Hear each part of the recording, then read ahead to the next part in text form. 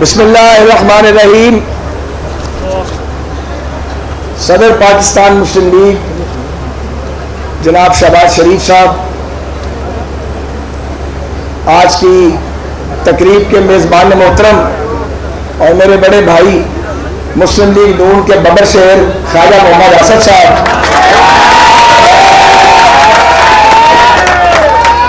अकाबरीन मुस्लिम league भाइयों बहनों साथियों हम सफरों, अस्सलाम वालेकुम।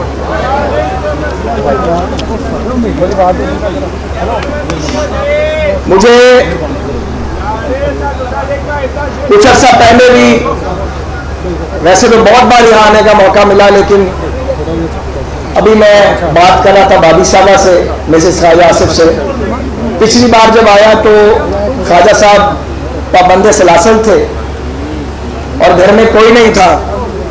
हम कुछ इनके साथी सियासी कारकुन यहाँ इकट्ठे हुए, मनशा भट्ट साहब और बाकी दोस्त, फिर यहाँ चंद साथी थे, उनसे गुफ्तगू की, मीडिया टॉक की। तो मुझे बड़ा अजीब लगा कितने जालिम है कि लोगों के आबाद घरों को भी वीरान करते हुए शर्म महसूस नहीं करते। लेकिन हकीकत एक और भी है। वही घर जहां कुछ अर्सा पहले ना ख्वाजा साहब थे, ना इनके साहबजादे थे, ना भाभी साहबा थी, घर वाले नहीं थे, इनको एहतसाब के झूठे चक्कर में फांसा गया था। चंद सियासी कारकुन थे जो इनके वफादार हैं। आज कुछ ही अर्सा गुजरने के बाद आप देखें फिर रौनकें लगी हुई हैं, लोग जीत के अल्हम्दुलिल्लाह बैठे हैं, सारी सियासी नुमाइंदगी और क़यादत भी मौजूद है और कितना बड़ा यह इज्तिमा। सबक ये है कि सियासी हकीकतों को आप ताकत के बल पर बदल नहीं सकते। ये सबक पाकिस्तान में पहली बार नहीं मिला, ये सबक बार बार मिला है। लेकिन अगर इससे फायदा उठाया जाए, इस्तेफादा किया जाए, समझ लिया जाए, तो फिर ना तो जोर लगाना पड़े, ना डिसऑर्डर करिए हो तो मुल्क में, और मुल्क कहीं से कहीं पहुंच जाए। चौथा साल है इस हुकूमत को। बहुत इसमें बात हुई है, मैं बात थोड़ी और करूंगा। जो कुछ इस मुल्क के लोगों के साथ महंगाई, बेरोजगारी, लाकानूनियत, नाइंसाफी और इंतकाम और नालायकी ने कर दिया है, ऐसी मिसाल और ऐसी नज़ीर इससे पहले कभी नहीं मिली। हुकूमतें आई हैं, उन्होंने बैड गवर्नेंस भी की है, मगर मौजूदा हुकूमत का मोटो है नो गवर्नेंस। गवर्नेंस करनी ही नहीं है, ये इनका मसला ही नहीं है। इनका सिर्फ एक मसला है कि इतना झूठ बोलो और इतनी आप बुलंद आवाज के साथ बोलो और इस तरीके से बोलो, कोर्स की शक्ल में राग गाना शुरू कर दो, अपने मुखालफिन पर हमला करो, जो हमारी बात ना माने उसको रगड़ दो, चोर बना दो, काफिर बना दो, डाकू बना दो, कोई इल्जाम लगा दो और अपना चूरन बेचते रहो। लेकिन ये जो एहतसाब का डोल डाला गया था, ये इसके बावजूद कि पाकिस्तान की अदलिया पर दबाव रहा है और जिस अदलिया की आज़ादी की खातिर हमने जेलें काटी थी और नवाज शरीफ साहब की क़यादत में हमने लॉन्ग मार्च 2 बार किया था। मैं बहुत अफसोस के साथ कहना चाहता हूं, एक आज़ाद सियासी कारकुन हूं, अदलिया की वो आज़ादी मिली नहीं। हमने वकला ने, मीडिया ने, सिविल सोसाइटी ने, सियासी जमातों ने अदलिया की आज़ादी के लिए जब 2 लॉन्ग मार्च किए और जब जजेस बहाल हुए, जिनमें से कोई हमारा रिश्तेदार नहीं था, हमारा ख्याल था कि इसके बाद मुल्क में एक नई सुबह रोशन हो गई है और अब अदल का दौरा होगा और कोई हुक्मरान, कोई ताकत अदलिया को अंडरमाइन नहीं कर सकेगी। लेकिन मैं इतराफ़ करता हूं कि हम अपनी मंजिल पे नहीं पहुंच सके और जो अदलिया की आज़ादी का ख्वाब था और जिसके लिए हम सब जेलों में गए हैं, मैं भी मियां वाली जेल और बहावलपुर जेल काट के आया था।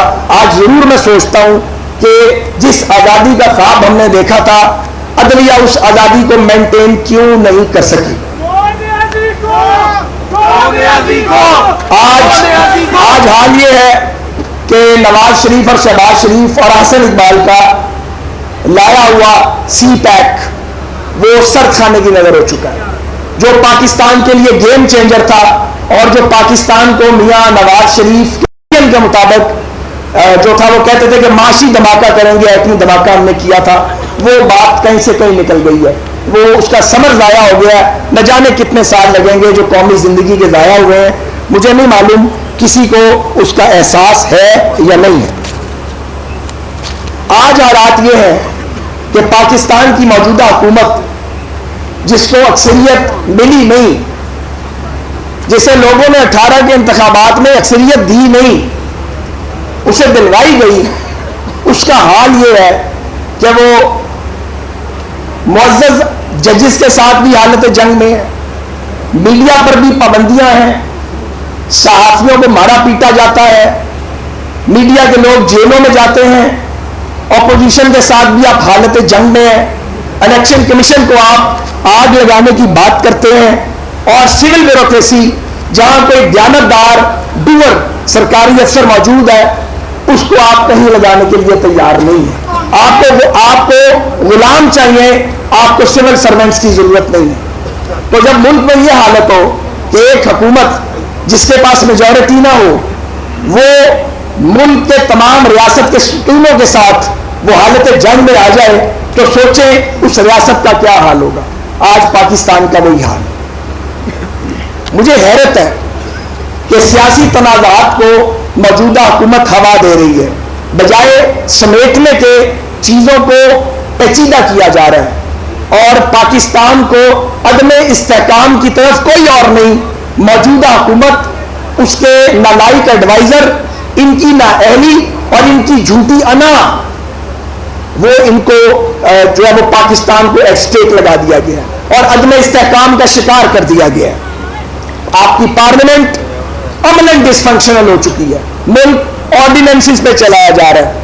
ये कैसी जमहूरियत है कि जब आपके जमहूरी इदारे जैसे तैसे मौजूद है और वो काम बजाय कर रहे हैं, तो आप ईवान सदर में ऑर्डिनेंस करते हैं आए रोज, और वो हर ऑर्डिनेंस आप आइन और कानून के खिलाफ करते हैं। ऑर्डिनेंस का ये मतलब नहीं है उसकी प्रोविजन का, जब चाहे जहां चाहे आप ऑर्डिनेंस कर दें, उसकी एक खास सिचुएशन है।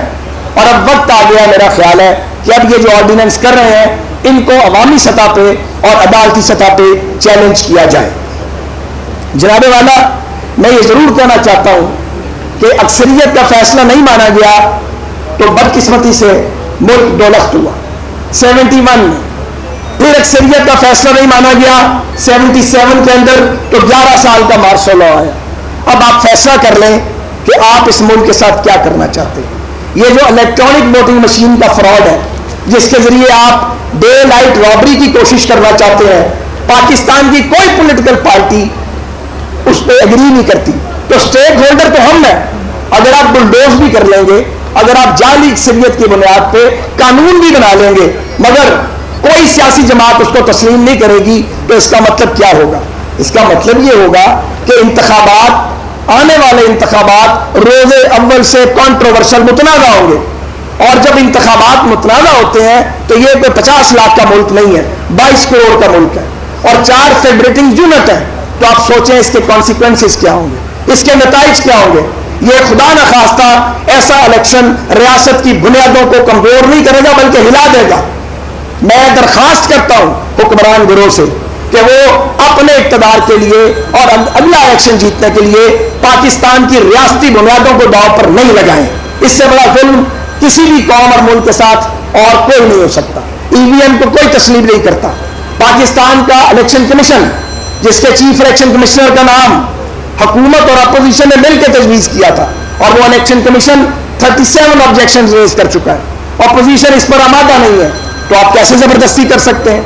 अगर आप ये जबरदस्ती करेंगे तो आप एक ऐसा मंजर देखेंगे जो शायद इससे पहले कम देखा गया होगा। मेरा ये मशवरा है सियासी मुखालिफ होने के बावजूद कि आप ऐसा करने से गुरेज करें, इससे पाकिस्तान को नाकाबिले तलाफी नुकसान हो सकता है। कैंटोनमेंट बोर्ड के इंतखाबात हुए, हमने लाहौर में कहा काम को वोट दो, उसका गलत मतलब निकालने की कोशिश की गई। काम को वोट दो की जब हमने बात की तो उसका क्या मतलब है? काम इस मुल्क में किसने किया? इस मुल्क में काम नवाज शरीफ ने किया है, इस मुल्क में काम शहबाज शरीफ ने किया है। ये दोनों भाई जदीद पाकिस्तान के मामार हैं। इस पे गौर करें। मैं तकरार से कहता हूं ये जदीद पाकिस्तान के मामार हैं।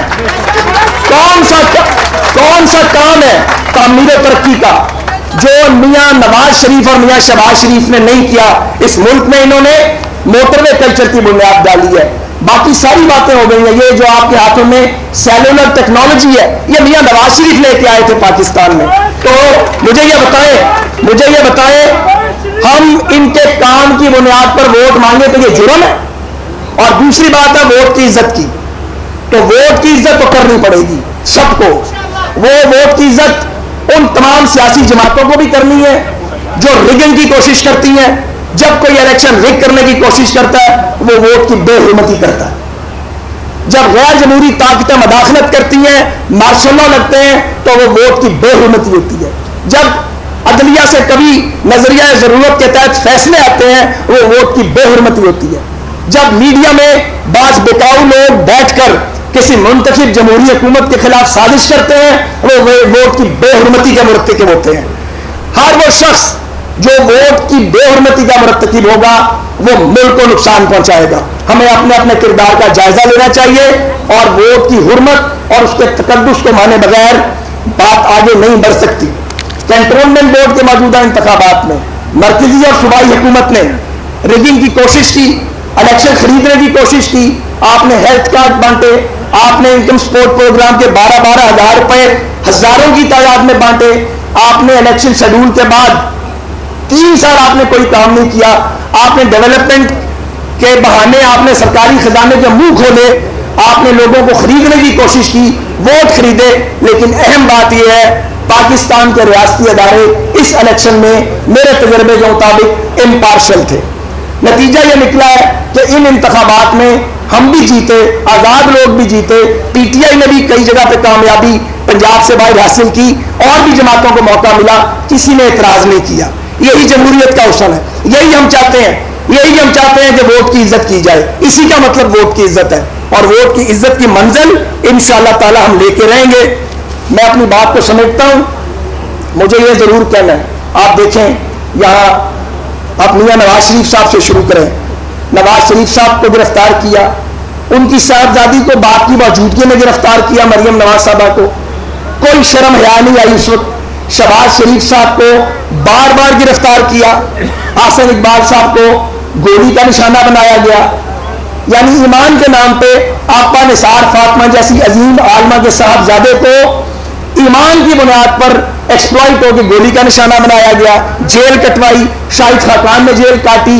राना सनाउल्लाह खान और मैं बातें करते थे, राना साहब कहते थे और यार तुसी कारोबार कर दो, राना साहब गल कर दो। राना साहब कहते थे तुसी यार छोटे मोटे कारोबार कर दो, तानू इन्होंने फड़ लेना है। मैं सोचना मैनू की फड़ेंगे।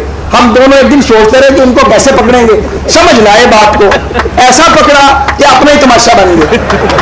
तो हनीफ अब्बासी साहब ले लें, कामरान माइकल, हाफिज नुमान, फवाद हसन फवाद, आज चीमा, मैं किस किस का नाम लूं। यानी हमारे साथी मैं इसलिए देख रहा हूं कि कोई रह ना जाए दोस्त, मियां जावेद लतीफ को गिरफ्तार किया, हमारे साथियों को पाबंदे सलासिल किया। दर्जनों ऐसे अरकान असेंबली हैं जिनको पकड़ा गया है एंटी करप्शन के झूठे इल्जाम पे। करप्शन का मंत्रा फट चुका है, यह ढोल फट चुका है। दबाव के बावजूद पाकिस्तान की अदालतों ने ऐसा ऐसा फैसला दिया है कि जो पढ़ने के काबिल है। वो जो सुप्रीम कोर्ट का मेरे मुकदमे में फैसला है वो पढ़ के शर्म आ जाती है। ऐसी शर्म तमाम साथियों के मुकदमों के फैसले पढ़ के आती है, मगर शर्म आनी चाहिए। इस मामले को बंद होना चाहिए। मैं ये जरूर कहूंगा कि हम हमजा शहबाज ने सबसे ज्यादा जेल काटी, 18 माह की जेल और कैद तन्हाई, और जो जलावतनी काट रहे हैं हमारे साथी उनकी कुर्बानी हमसे ज्यादा है। तो मुझे ये कहना है मुस्लिम लीग की जानिब से कि हम तो मजबूर वफा हैं, मगर है जाने जहां अपने उस शाद से ऐसे भी कोई करता है। तो ये हम अपने आखिरी बात, हम पाकिस्तान के साथ पूरी तरह कमिटेड हैं। हमने जिंदगी में अपने बदले छोड़े हैं, हम अपने बदले छोड़ने को तैयार हैं। हमने तकलीफ काट ली, हम भुलाने को तैयार हैं। मुल्क की खातिर, रियासत के इस्तेहकाम की खातिर, लेकिन एक हमारी शर्त है और उससे हम पीछे हट नहीं सकते। आप पाकिस्तान को आईन और कानून की हुक्मरानी दें, आप पाकिस्तान को फ्री एंड फेयर इलेक्शन दें और पाकिस्तान के लोगों को अपनी किस्मत का फैसला खुद करने दिया जाए। पाकिस्तान पाइंदाबाद।